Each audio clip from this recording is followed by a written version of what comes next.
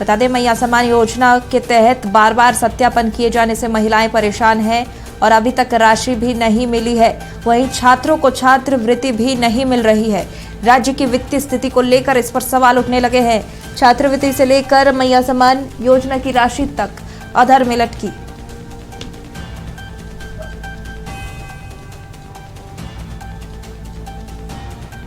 कई छात्रों को नहीं मिल रहा छात्रवृत्ति की राशि, तो वहीं महिलाओं को भी मैया सम्मान योजना की राशि अभी तक नहीं मिल पा रही है।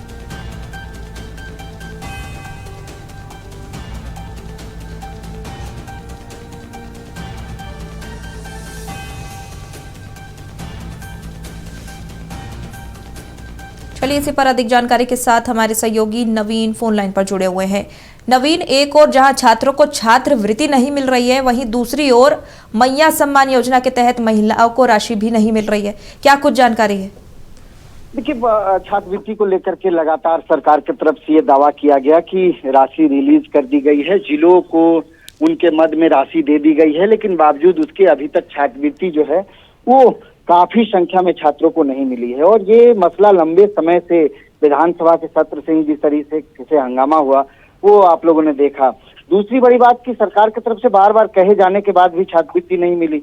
वहीं मैया सम्मान योजना को लेकर के जो है आप देखा जाए तो जो 15 तारीख का डेडलाइन था वो डेडलाइन पिछले महीने में भी खत्म हुई, इस महीने में भी, तो कहीं ना कहीं अभी तक अप्रैल महीने की राशि नहीं मिली। मार्च महीने में भी काफी संख्या में महिलाएं जो लाभुक हैं उनको पैसा नहीं मिल पाया।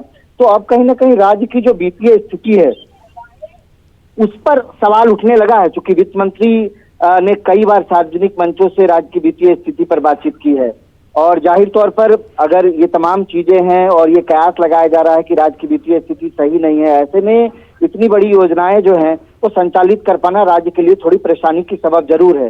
हालांकि इन सब के बीच देखना महत्वपूर्ण होगा, चाहे छात्रवृत्ति का मसला हो या फिर मैया सम्मान योजना की राशि का मसला हो, राज्य सरकार कैसे तमाम चीजों को सॉर्ट आउट करती है। और जो वित्तीय स्थिति इस वक्त झारखंड की बनी हुई है, ऐसे में राज्य सरकार तमाम चीजों को किस तरीके से ये कह सकते हैं कि राइट वे में कैसे महिलाओं को भी पैसा मिले, और दूसरी तरफ छात्रवृत्ति को लेकर के जो छात्रों में रोष है वो छात्रवृत्ति की राशि कब तक सरकार उपलब्ध करा पाएगी। लेकिन इन सब के बीच जो सूत्रों के हवाले से हमारे पास खबर है वो यही है कि राज्य की वित्तीय स्थिति सही तरीके से संचालित नहीं हो पा रही है। एक तरफ बिजली घोटाले का मसला हम लोगों ने देखा, दूसरी तरफ राज्य की जो ये योजनाएं हैं, इन योजनाओं से राज्य सरकार पर भारी बोझ जो है वो पड़ रहा है।